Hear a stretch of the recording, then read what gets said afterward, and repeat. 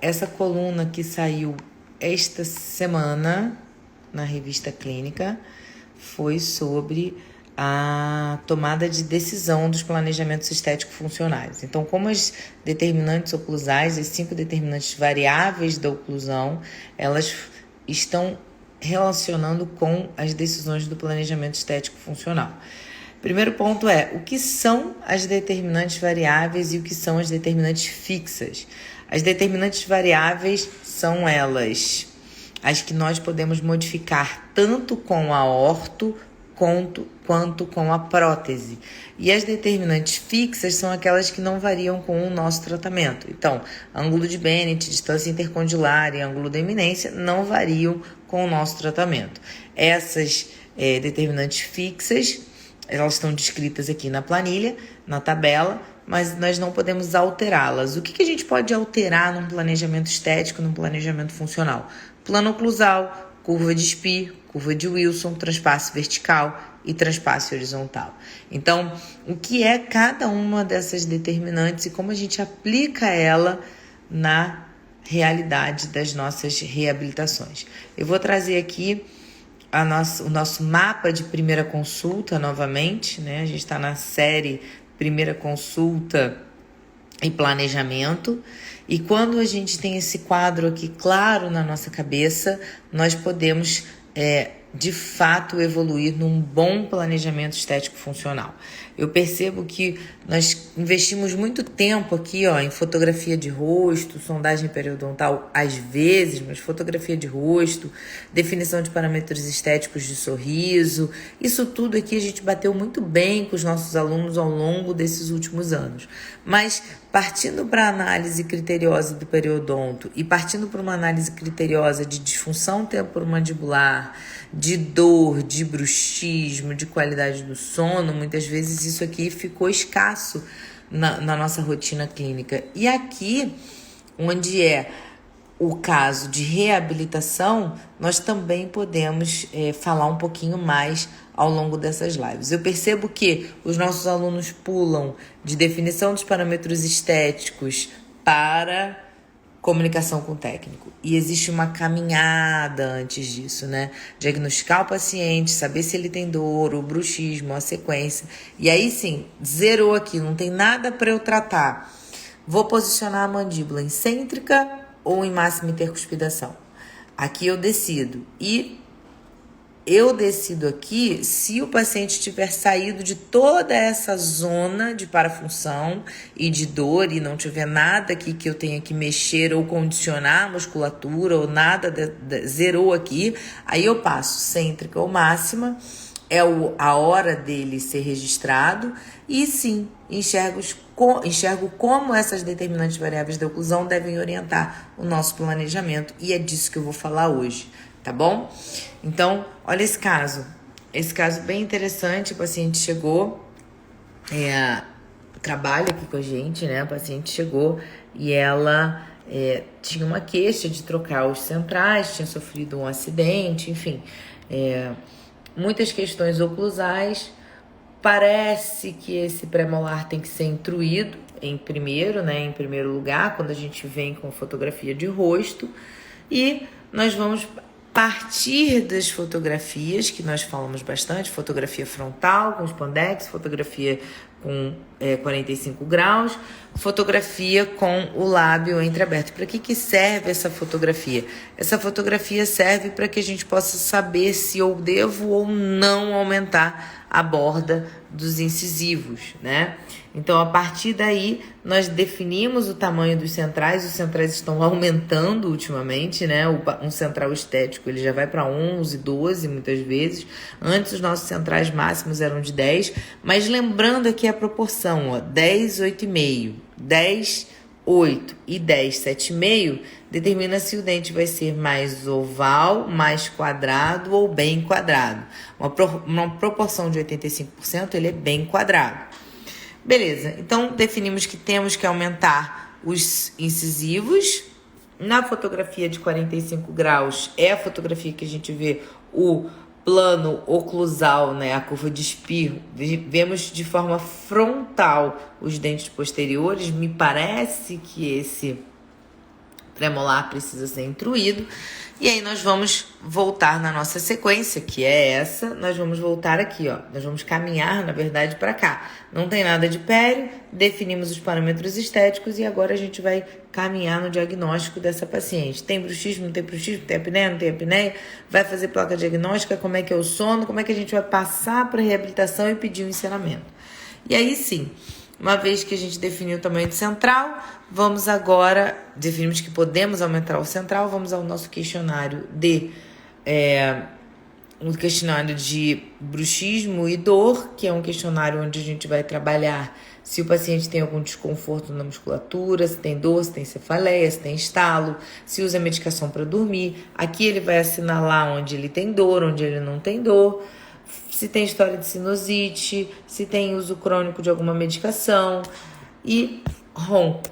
Aqui nós vamos pontuar também como está a saúde desse nosso paciente, né? É um questionário que a gente chama de neuropsicológico, onde a gente vai ver se ele tem muito cansaço, não tem muito cansaço, enfim, mal-estar e toda essa parte de como ele acorda.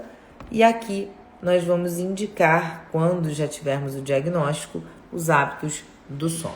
Beleza. Então, o que a gente percebeu nessa paciente? Que ela, na polissonografia dela, antes de eu mostrar os exames dentários, na polissonografia dela, dormia mal, mandíbula retruída e realmente hábitos do sono não legais. Para a gente reabilitar essa paciente... Oi, Dai. Para a gente reabilitar essa paciente, nós temos que equalizar o sono dela, cuidar desse bruxismo e partir para o nosso encerramento. Qual que é o problema da gente reabilitar essa paciente sem equilibrar o bruxismo do sono dela? Vai quebrar tudo. Se você for reabilitar transitoriamente, tem mais chance de quebrar também. Então, o bruxismo, gente, a gente trata modulando o sono. O bruxismo do sono a gente trata modulando o sono, tá? Muito bem. O dente dela extruído, o outro também extruído. Agora a gente vai observar. Tem uma perda óssea horizontal considerável e houve realmente uma extrusão dos dentes posteriores. Vamos fazer o quê? Como é que a gente vai falar para o técnico? Esse é um caso, gente, quando eu pego um caso como esse, eu já sei que eu vou ter alguns encerramentos ao longo da caminhada dela. Não vai ser só com um encerramento que a gente vai resolver o problema dela. Você quer ver aqui um dado importantíssimo? A cefalométrica.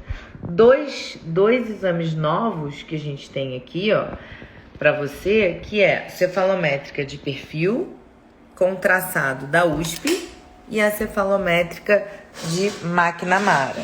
McNamara é esse volume aqui, que é a entrada de ar. E o traçado da USP é esse traçado aqui, onde a gente faz uma reta, e essa reta aqui deveria estar igual a esta reta aqui, que é o ângulo de crescimento, o eixo de crescimento Y. Nessa reta aqui, você percebe que o central dela está vestibularizado. Então, André, você é protesista e pede cefalométrica? Sim, porque eu quero saber se esse central está vestibularizado ou não e saber como está a passagem de via aérea dela. E aqui nessa passagem a gente percebe o quê? Que a paciente está com a passagem de ar reduzida. Deixa eu abrir aqui um pouco maior e você vai ver que a paciente está com a passagem de ar reduzida. O que isso significa, gente? Significa que ela tem uma apneia, ó, esse ângulo aqui que deveria ser 17, está 9. Ela tem uma apneia por retrusão mandibular. É legal saber isso tudo antes de pedir o encerramento da paciente. E o que é esse exame aqui? Esse exame os anestesistas fazem muito, pede o paciente abrir a boca, que é uma lapati. Se o paciente tem 20 milímetros, normal. 10 milímetros já gera HERA, que é um esforço respiratório. 5 milímetros, hipopneia. E 0, apneia obstrutiva. A apneia obstrutiva, você vê nessa imagem aqui, que está obliterada a passagem de ar. E nessa passagem aqui tem um pouco mais e muita passagem. Então, aqui é o ideal, Flavinha, aqui tem uma passagem, ok, mas ele já vai para um esforço respiratório e aqui uma hipopneia, tá? Muito bem. Pergunto eu a vocês, uma vez que fizemos toda essa caminhada de diagnóstico dessa paciente, tem bruxismo, tem apneia e tem extrusão. Parece ter extrusão, né? Pela tomografia. Que horas é a hora de pedir um encenamento? Essa é uma dúvida que os meus alunos perguntam muito. Como é que eu falo com o laboratório? Eu tô aqui com o caso, tenho que começar a remover os provisórios, tenho que começar a fazer alguma coisa. Dentista, né? Gosta de começar a fazer alguma coisa. E aí, a gente precisa começar esse projeto estético funcional. Primeiro detalhe que eu vou passar para vocês é o seguinte. Primeiro detalhe aqui que eu vou... Vi que o quadro tá aqui atrás. É o seguinte. A adequação do meio. Essa adequação do meio, a gente vai trabalhar com a adequação do meio. Restaurações deficientes, a gente vai remover essas restaurações antes de inserar para poder fazer sim um mocap já adesivo e depois as cirurgias periodontais e implantes, ou a gente vai fazer um mocap só aditivo e depois a gente vai remover essas restaurações deficientes. Isso, gente, é um detalhe muito importante para a gente decidir. Por quê? Quando eu peço um planejamento estético, por exemplo, para essa paciente, eu posso fazer uma pequena observação. Se eu olhei na TC do côndilo, claro que eu vi que os espaços estão reduzidos, os espaços articulares estão reduzidos, nós vamos pensar o seguinte: que tal eu fazer um enceramento, então, de canino a canino, e a partir desse enceramento estético, definir sim, enceramento estético aprovado, aí sim eu vou, claro que fizemos o gig e a pua para posicionar a mandíbula incêntrica, né? Por que eu vou posicionar a mandíbula incêntrica? Porque aqui eu observo que o côndilo está muito para trás, tá? Se o côndilo está muito... Priscila, se o côndilo está muito para trás, isso significa que ele está pressionando a zona retrodiscal. Essa pressão vai causar no paciente muitas vezes dor. Então, eu vou, nesse caso, alterar a dimensão vertical? Vou. Então, eu vou registrá-la incêntrica. E aqui, o que nós vamos definir? Canino a canino, observar se o plano estético vai ficar bom, e a partir dessa definição de canino a canino, com o transpasse vertical e horizontal, cobrindo os inferiores, insera todos os inferiores. De canino a canino, a gente insera no que acreditamos que seja o tamanho de dente ideal.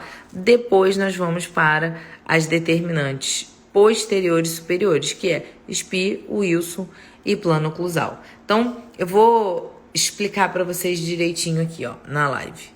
Temos aqui o caso dela escaneado, temos que aumentar a dimensão posterior. Parece que esse premolar está muito instruído, mas nós vamos agora observar como o técnico faria isso para que a gente não fizesse uma regressão nesse premolar. Então, a linha de raciocínio aqui para pedir esse enceramento tem que ser o seguinte: escaneamos ela incêntrica, tá? Quero que ele faça de canino a canino, eu vou dar a altura do central que eu quero, 11 milímetros. Da onde que eu tirei esses 11 milímetros, gente? Eu tirei esses 11 milímetros da fotografia de rosto, onde não aparecia nada. Não aparece nada, então nós vamos lá fazer o aumento dessa borda incisal.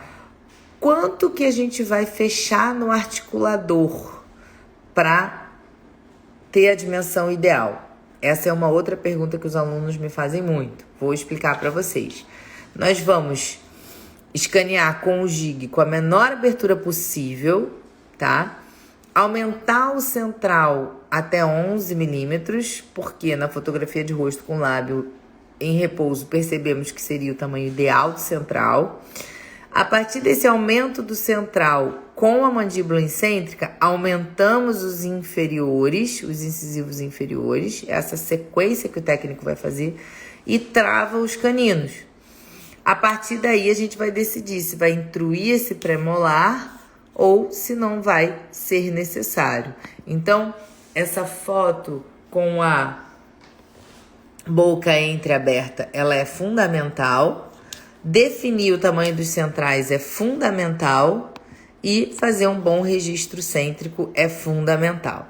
A partir disso tudo, a gente vai seguir com as determinantes para provar o planejamento e alterar o que precisar ser alterado. Então, ó, esse pré-molar parece estar bem instruído e vamos ver agora o que vai acontecer aqui junto com o planejamento com o técnico. Então, vamos lá. Deixa eu mostrar para vocês o vídeo que o técnico mandou pra gente. Eu vou também falar com ele se vai alterar margem ou não vai alterar margem, que foi a nossa última aula. Focar nesse Zenit. Se você não assistiu a última aula, vai lá e assiste. Tá também no nosso canal no YouTube.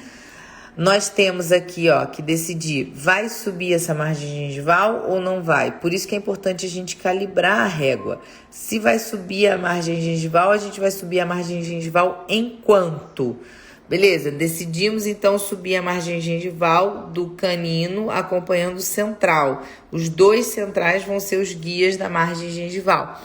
E quem me possibilita ter certeza disso é a tomografia com spandex, tá? Saber se eu tenho dente aqui dentro ou não para acompanhar essa margem gengival. Uma vez que a gente viu na tomografia que tem dente aqui, vai desenhar esses centrais, desenhar de canino a canino e a partir daí, olha como ele está realmente inclinado. A partir daqui, nós vamos inserar de canino a canino, em cêntrica, superior, inferior total e superior de canino a canino e fazer, depois desse enceramento, fazer o enceramento total, tá?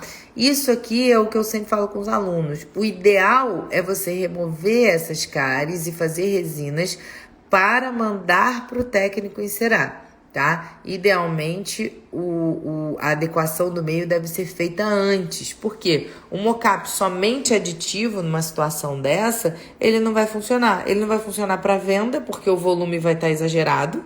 E ele não vai funcionar para tratamento, porque ele não vai adaptar. Então, você vai perpetuar essa inclinação, né? Então, o que a gente tem que fazer? Cêntrica lá, ó. Cêntrica da paciente, Jigpua. Dá para o laboratório o máximo de informações possíveis.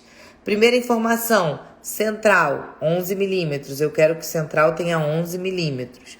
Os laterais, segue os laterais. Se você não assistiu minha aula de mocap cirúrgico, volta lá e assiste, que eu falei quanto que fica sobre a gengiva. Esse aqui não vai ter alteração ou vai ter alteração? Assiste essa aula. William, você assistiu bem essa aula, né, esse final de semana. Então, assiste essa aula. Tô com dúvida, vou fazer primeiro um mocap híbrido, que é o que a gente vai fazer nessa paciente. Vou te mostrar o que é um mocap híbrido. Como ela tinha inclinação excessiva, nada que nós formos colocar nela nesse momento vai funcionar. Por quê? Nós temos que regredir isso aqui. Ou eu removo tudo, no caso de provisória, ou no caso de dente, a gente faz desta forma. Olha lá. Dei para ele a posição cêntrica da mandíbula. Falei que o central tinha que ter 11 milímetros. E a partir do central, ele vai fechar o articulador.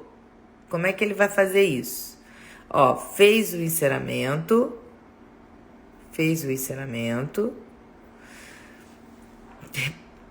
Na verdade, ele colocou a posição, né, do rosto para fazer o enceramento. Fez o enceramento aditivo na palatina. Tá adicionando na palatina. E a vestibular, pela cefalométrica e pela inclinação na foto, precisa ser reduzida, tá? Já que ela tem que ser reduzida e o digital nos ajuda nisso, o que a gente pode pedir para o técnico mandar para a gente? 2 modelos. O modelo, ó, eu vou parar aqui só para a gente ver isso junto, ó. Ó, por transparência, você tá vendo que existe uma manipulação da margem gengival aqui, ó. Então, ele está inserando por cima da margem gengival. É para condicionarmos com fio ou é para fazer cirurgia? Nesse caso, eu falei pra gente condicionar com fio, porque era muito pouquinho, tá? E ela tinha espaço na tomografia. Então, olha, isso é um enceramento híbrido. Esse momento, vou voltar para ficar bem claro. Ó, nesse momento, ele se torna um enceramento híbrido, aditivo e regressivo. Olha lá, a palatina tá no tamanho ideal, aditiva, ok? E aí, vamos reduzir a vestibular. Reduziu a vestibular. Agora, ó, vai reduzir a vestibular e adicionou, finalizando o desenho nessa posição. Isso aqui vai entrar em boca? Não, não vai entrar em boca. Então, o que eu peço pro técnico? Nesse momento aqui, antes dele reduzir a vestibular, ó, reduziu a vestibular rápido, né? Peraí. Nesse momento aqui, ó, antes dele reduzir a vestibular, existe um time que é o enceramento aditivo na palatina e a posição original do dente na vestibular. Ele consegue no digital gerar um STL desse modelo. E aí a gente consegue imprimir na mão esse modelo com a adição na palatina e o volume da vestibular, tá? Logo que acabar essa live, eu vou fazer uma foto e vou postar lá no meu feed o que seria o modelo impresso aditivo mais regressivo, tá? Para vocês verem. Então, o que isso significa? Esse modelo, ele entra em boca, que é o aditivo na palatina e o volume da vestibular. Esse modelo, ele entra em boca. Ele vai mandar, então, pra gente 2 modelos. Esse aqui impresso e depois esse aqui finalizado, tá? Se ele mandar só esse modelo pra gente, não serve pra nada.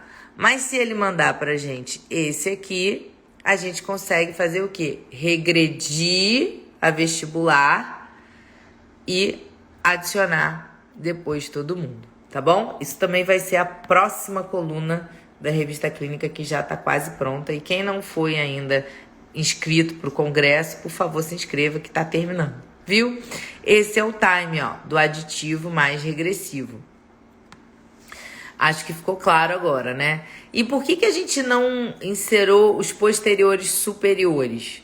A gente não inserou os posteriores superiores porque eu queria ver em boca, como é um caso de múltiplas restaurações, é um caso complexo, o ideal é a gente observar se essa chave de canino ficou legal, nem precisava inserar tantos posteriores, não. Aqui foi bom só pra gente ver, posicionar já onde vão ser os implantes.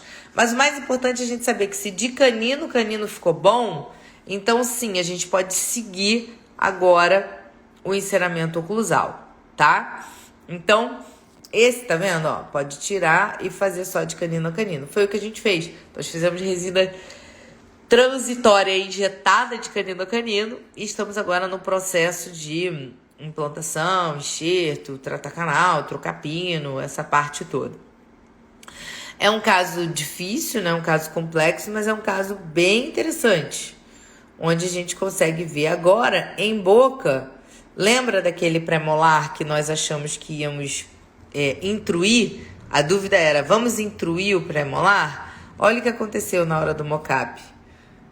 Na verdade, o premolar tá interessante. Olha lá, ó, o premolar tá interessante. Uma vez que o premolar tá interessante, a gente não precisa intruir, a gente só vai alterar a dimensão vertical e realmente colocar os caninos e seguir na posição ideal. Bem legal, né? É um caso que a gente faz o estadiamento do enceramento e precisa que o técnico entenda bem isso junto com a gente para seguir o enceramento de forma ideal. Eu costumo dizer, olha lá, ó, que interessante. Aqui parecia que o canino, que o premolar estava bem instruído, ó, e aqui não. Aqui ele já está numa posição mais adequada, tá? Aqui ele já está numa posição mais adequada. E olha, por mais que a gente tenha aumentado 11 milímetros, aparece bem pouco ainda da borda incisal. Então, realmente não dava para o central dela ter menos de 11 milímetros. Às vezes as pessoas, meu Deus, vai ter 11 milímetros, mas não dava para ter menos do que 11 milímetros. E como é que você faz para medir essa discrepância, eu transferi da forma correta, eu transferi o enceramento da forma correta, deu tudo certo? É muito, muito importante, ó, vou abrir aqui para vocês um pouquinho da aula da residência de sábado passado. É muito, muito importante você ter certeza que a sua transferência foi ideal. Por que é importante? Porque às vezes a gente vai tomar decisões de alterar, de alterar a altura, de alterar o enceramento, mas a transferência do enceramento no mockup não foi perfeita. Como é que a gente sabe que ela não foi perfeita ou que ela foi perfeita? Às vezes pode acontecer da gente pressionar um pouquinho mais a barreira, a gente fazer pressionar um pouco mais um lado do que o outro. Quanto maior a transferência, quanto maior a quantidade de dente para transferir, maior a chance de erro, tá? Maior a chance de erro. Então, é importante a gente ter um paquímetro ou um compasso de ponta seca para que a gente possa verificar, como nesse caso aqui, ó, se a gente transferiu do modelo da forma ideal ou não. Então, eu vou lá medir. Tô em dúvida, não tá legal. Modelo impresso, gente, lembrem-se que o modelo impresso ele vem todo da mesma cor. Então, quando a gente tem um modelo impresso todo da mesma cor, fica bem diferente do que um modelo de cera, por exemplo, ó, de cera com gesso, onde a gente consegue ver, aqui é enceramento, aqui não é. Se o técnico não mandar pra gente esse filme, ou projeto, ou foto, alguma coisa que faça a gente entender o que é cera e o que não é, aqui eu consigo ver, ó, cinza é dente, amarelo é cera. Ó, aqui, ó, eu sei aqui que esse mockup vai perfurar o central. Se eu não tenho o vídeo ou o projeto, eu vou ter dificuldade de saber se eu adaptei, se eu não adaptei, se tá certo, se não tá certo, se o mockup tá com pouco volume em algum lugar. Porque o impresso vem tudo na mesma cor. E aí eu tenho que vir com um paquímetro e provar o mockup para saber se realmente eu transferi da maneira ideal. Quando a gente está falando de reabilitação, a gente também vai fazer a prova, ó, do mockup com um compassinho de ponta seca. Então, eu tenho o modelo aqui e quando eu transferir para a boca, ó, tá aqui. Quando eu transferir para a boca, eu vou medir o compasso e vou medir o modelo para saber se está exatamente na mesma posição, tá? Então, o que eu queria passar para vocês hoje? Como essas determinantes da oclusão, variáveis, são importantes no planejamento, na conversa com o meu técnico. Tamanho do central, eu vou colocar 11, mas qual é o transpasse vertical máximo? Até 1 milímetro do terço incisal, 1 milímetro do terço incisal. Transpasse horizontal, overjet, tá ok? As curvas, Wilson, SPI, plano oclusal. Então, gente, isso aqui é fundamental para o nosso planejamento estético funcional, tá bom? O que eu vejo por aí? A gente tem erros básicos de planejamento de casos estéticos, que é você aumentar a borda incisal a partir de 1 milímetro sem montagem no articulador. Então, a gente não respeita o transpasse vertical, principalmente.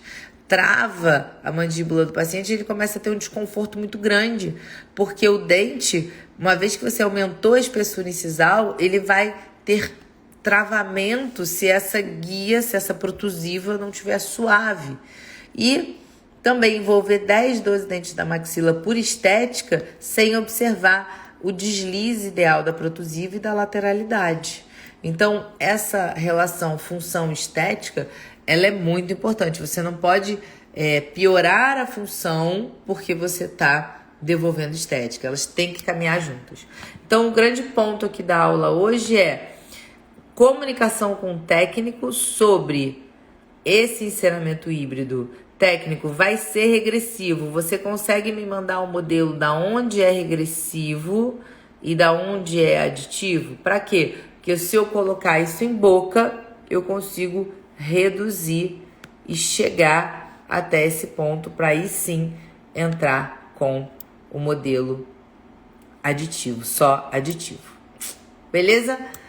É isso, gente. Dúvidas, perguntas, aquilo que você precisar realmente de planejamento, bater essa tecla do planejamento, da conversa com o técnico, da comunicação com o técnico, isso é fundamental para o bom desenvolvimento do nosso caso. Então, começar um caso sem ter o planejamento extremamente claro na sua cabeça é um grande risco que você está correndo de acabar tendo que ir e voltar no planejamento. Isso gera custo, isso gera estresse muitas vezes, você fica inseguro de repassar para o paciente, enfim, e a sua vida odontológica começa a se tornar um problema. Então, eu tô batendo nessa tecla do planejamento para que a gente possa construir juntos uma linha de raciocínio e que você consiga pegar cada primeiro caso e com tranquilidade desenvolver uma linha de raciocínio na primeira consulta. Beijo grande, aguardo vocês para a próxima. Segunda-feira estaremos juntos, 12h50, 40 minutinhos, para você almoçar comigo e falar um pouquinho de odontologia. Beijo, tchau, tchau.